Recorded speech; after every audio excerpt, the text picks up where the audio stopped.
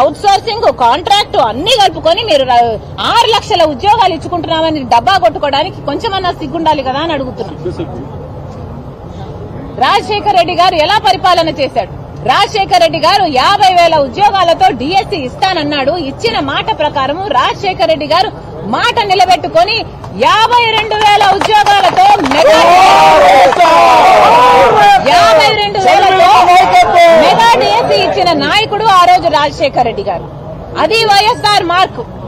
మరి జగనన్న గారు 2,30,000 ఉద్యోగాలు ఖాళీగా ఉన్నాయని చెప్తూనే 2,30,000 ఉద్యోగాలను మర్చిపోయి 23,000 ఉద్యోగాలు మెగా డిఎస్సి వేస్తానని చెప్పి 6,000 ఉద్యోగాలతో దగా డిఎస్సి, 23,000తో చెప్పి తన నోటితో తను ఒప్పుకొని 6,000 ఉద్యోగాలతో దగా డిఎస్సి వేశారు.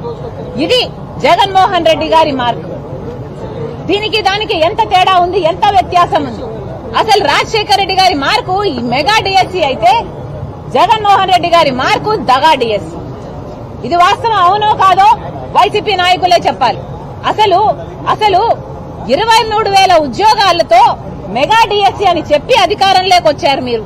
23,000 ఉద్యోగాలు అప్పుడే ఉన్నాయి చంద్రబాబు గారు ముఖ్యమంత్రిగా ఉన్నప్పుడు. మరి మీరు 7,000 ఎందుకు వేస్తున్నారు, సిగ్గులేదా అని మీరు అన్నాక ఈ రోజు మీరు 6,000తో దగా డిఎస్సి వేస్తున్నారు అంటే చంద్రబాబు గారే మేలు కదా మీకంటే.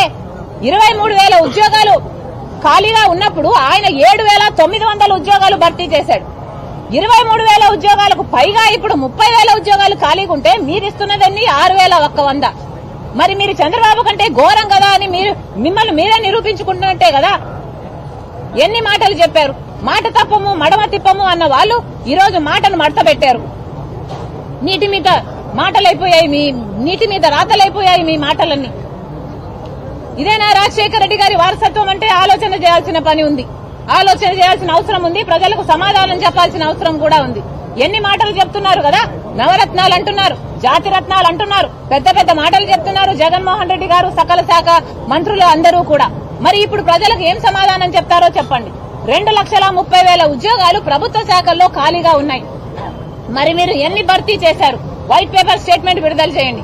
ఆ రోజు మీరు ముఖ్యమంత్రి అయ్యే రోజున 2,30,000 ఉద్యోగాలు ప్రభుత్వ శాఖలో ఖాళీగా ఉన్నాయి.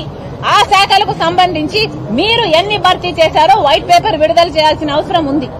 23,000 ఉద్యోగాలు ఖాళీగా ఉన్నాయని మీరు చెప్తే మెగా డిఎస్సి వేస్తామని మీరు చెప్పిన వాళ్ళు ఈ రోజు 6,000 ఎందుకు వేశారో ఆంధ్ర రాష్ట్ర బిడ్డలకు, యువతకు మీరు సమాధానం చెప్పాల్సిన అవసరం ఉంది.